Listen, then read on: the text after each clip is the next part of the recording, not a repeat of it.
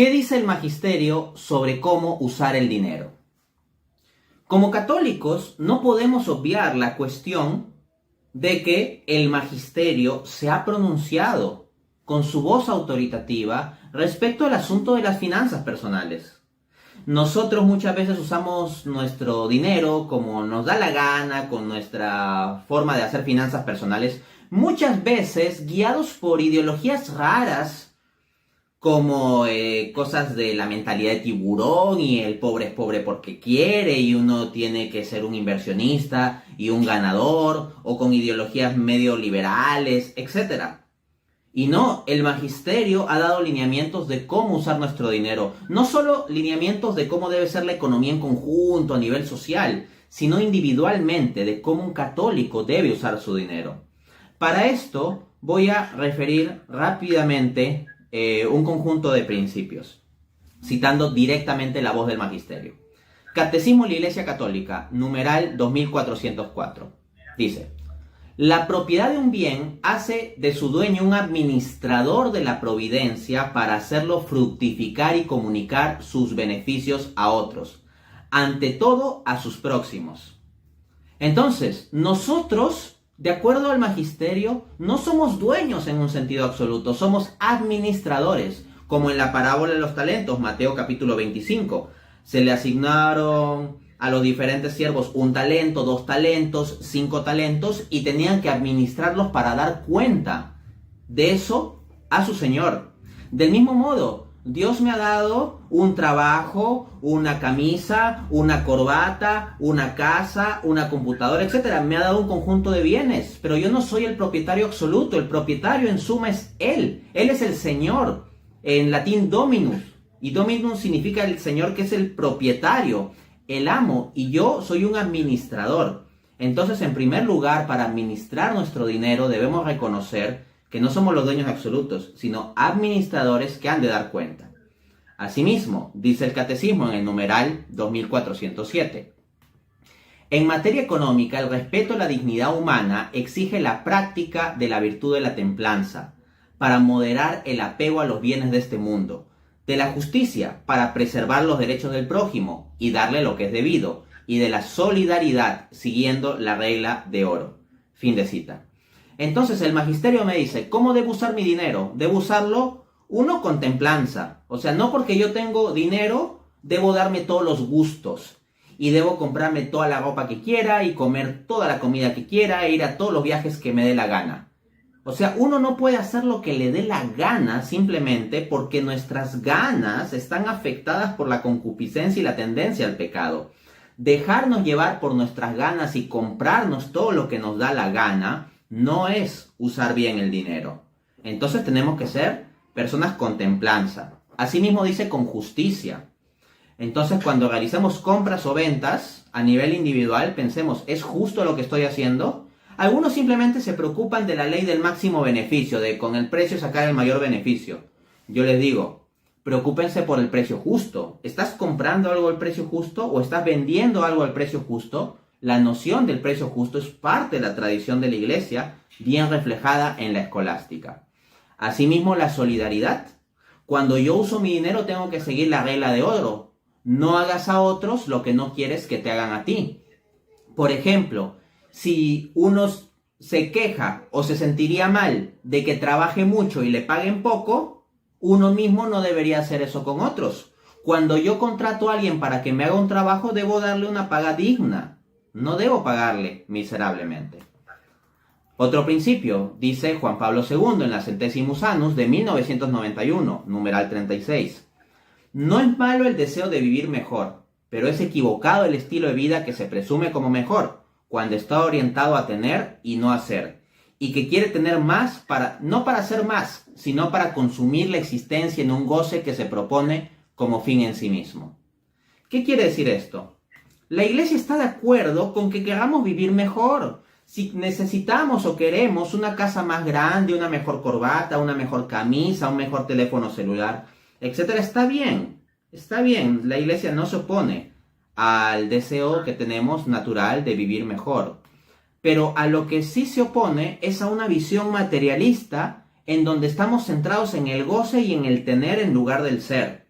Hay muchas personas que desgastan su vida trabajando horas extra con tal de conseguir más dinero y no pasan tiempo con sus hijos. Se dicen a sí mismos la falacia de quiero darles a mis hijos lo que nunca tuve. Y asumen una visión extremadamente materialista. Porque esas personas, por ejemplo, tuvieron, muchos de ellos, no digo todos, pero en muchos de los casos, tuvieron la compañía de sus padres cuando eran jóvenes, cuando eran niños. Pero tuvieron carencias materiales. A la vez sí puede ser que tuvieron carencias materiales. Pero entonces, desde una perspectiva materialista, se concentra esta gente, por frustraciones internas que en el fondo tiene, de darle materialmente de todo a sus hijos, pero no les da la presencia en la casa. Entonces, como decía Chesterton, me parece, no se preocupan por darle lo que sí tuvieron. O sea, uno quiere darle a sus hijos lo que nunca tuvo en términos materialistas, de darle muchos bienes, pero no se preocupa de darle lo que uno sí tuvo de niño, que esto es la presencia de sus padres. Dice asimismo Juan Pablo II en la Centesimus Annus, numeral 36. Es necesario esforzarse por implantar estilos de vida a tenor de los cuales la búsqueda de la belleza, la verdad y del bien, así como la comunión con los demás hombres, para un crecimiento común, sean los elementos que determinen las opciones de consumo, de ahorros y de las inversiones. Luego apunta, me refiero al hecho de que también la opción de invertir en un lugar y no en otro, en un sector productivo en vez de otro, es siempre una opción moral y cultural.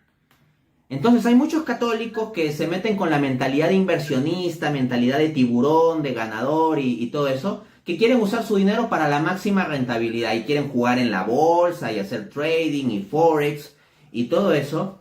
Y no se dan cuenta que a veces en buscar la mejor ganancia están apoyando financieramente a empresas o proyectos que son inmorales. Empresas que promueven cosas contrarias a la fe, doctrina y práctica católica. Entonces, como dice Juan Pablo II, uno como inversionista no solo toma una decisión económica, sino toma también una decisión moral. Y si tú te olvidas de la dimensión moral de tu decisión, eso no hace que tu decisión deje de tener una dimensión moral.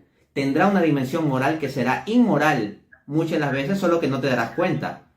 Pero igual tendrás que dar cuenta el día último porque será un pecado de omisión. Porque pudiendo haber tomado una opción distinta de no apoyar, por ejemplo, a ciertas empresas porque te dan más beneficio en las inversiones de la bolsa o lo que sea, lo hiciste. Pudiendo no hacerlo, pudiendo haberte informado, elegiste no informarte. Existen opciones de inversión católica también, donde forman paquetes de inversión con empresas que no sean contrarias a los principios católicos. Para ir cerrando con esta cuestión, dice también el Catecismo, numeral 2409. Son también moralmente ilícitos la especulación mediante la cual se pretende hacer variar artificialmente la valoración de los bienes con el fin de obtener un beneficio en detrimento ajeno. Entonces hay muchos que se la dan de grandes inversionistas y se meten en la bolsa o meten a gente en negocios multinivel que al final son pirámides. Entonces entran con inversiones o con especulaciones, con dinámicas económicas donde terminan perjudicando a otros. Y en ocasiones en el mismo sistema financiero, en la bolsa, las fluctuaciones o crecimientos de precios que hay en bienes como alimentos perjudican a gente en África, por ejemplo. Hay gente que se enriquece especulando en la bolsa, ganando por, apostar a que un precio va a subir y eso hace que suba más, por ejemplo. Y eso que para uno es simplemente una ganancia individual de su jueguito bacán, de que es un gran inversionista, significa alimento más caro para gente en África que muere de hambre. Luego, tenemos que nos dice el Catecismo también en el numeral 2409. Son también moralmente ilícitos los gastos excesivos, el despilfarro. En efecto, o sea, eso de yo tengo mi plata y hago lo que quiero y si quiero despilfarro, el consumismo es contrario a la fe católica. Un católico no puede ser alguien consumista que despilfarre, tiene que ahorrar legítimamente. Última cita. Catecismo de la Iglesia Católica, numeral 2413. Los juegos de azar, de cartas, etc., o las apuestas, no son en sí mismos contrarios a la justicia. No obstante, resultan moralmente inaceptables cuando privan a la persona de lo que le es necesario para atender a las necesidades suyas o las de los demás. La pasión del juego corre peligro de convertirse en una grave servidumbre. Entonces, ¿un católico puede apostar en juegos de azar? Sí, pero tenga en cuenta que es una ocasión peligrosa. Y cuidado con esos que van a casas de apuesta y terminan poniendo en juego dinero que es para la universidad o el alimento o el colegio de sus hijos o para el sustento de su familia. Porque hay quienes caen en eso. Y es un grave mal moral y una grave servidumbre si uno eventualmente cae en la ludopatía. En consecuencia, el propio magisterio nos da lineamientos de cómo usar nuestras finanzas personales.